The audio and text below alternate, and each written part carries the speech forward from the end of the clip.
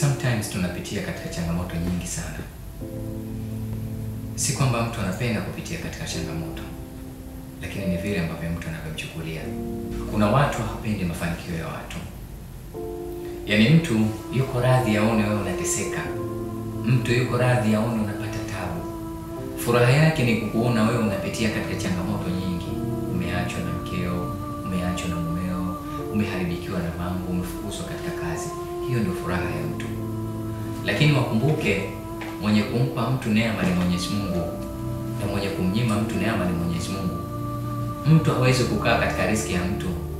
Mungu ndio mwenye kupanga mtu fulani amnyanyue kwa kipindi fulani, na mtu fulani amtoe katika daraja kwa wakati fulani. Kwa hiyo mwanadamu hata usumbuke vipi, hauwezi kuzuia riziki ya mtu ambaye ashapangiwa na Mwenyezi Mungu Subhanahu wa Ta'ala. Sana sana unajisumbua wewe mwenyewe tu.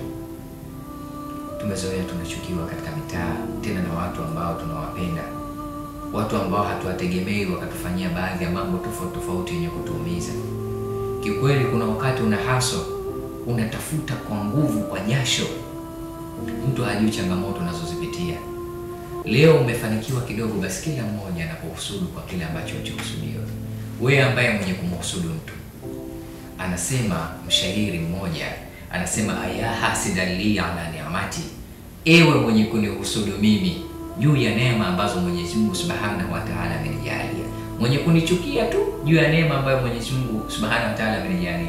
Labda nimefika hapa si kwa uwezo wangu, lakini ni kwa uwezo wa Mwenyezi Mungu. Atadri ala man asata al-adab, hivi hujui kama unamkosea Mwenyezi Mungu Subhanahu wa Ta'ala adabu? Ule kumhusudu mtu ni kumkosea Mwenyezi Mungu Subhanahu wa Ta'ala adabu, kwa sababu aliyepanga apate ni Mwenyezi Mungu, na wewe huna uwezo wa kumzuia mtu juu ya kupata.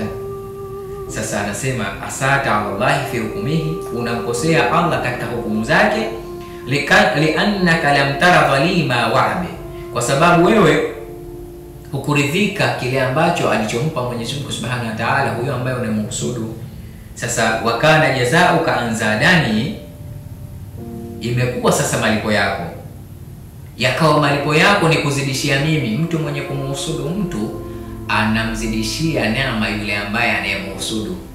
Miongoni mwa hasara anazozipata yule mwenye kumhusudu mtu, unamzidishia neema. Yani kama ulikuwa unataka asifanikiwe, basi yeye ndio anazidi kufanikiwa, wewe unazidi kuumia na roho yako mbaya. Mwenye roho mbaya afanikiwi. Sasa anasema wasadda alayka tariqa talabi, miongoni mwa hasara anazozipata mtu mwenye husda, Mungu anafunga njia yake ya utafutaji. Kwa nini usumbuke kwa kitu ambacho hajakiweka wewe? Mungu ndiye mwenye kupanga, anampa mtu kwa wakati.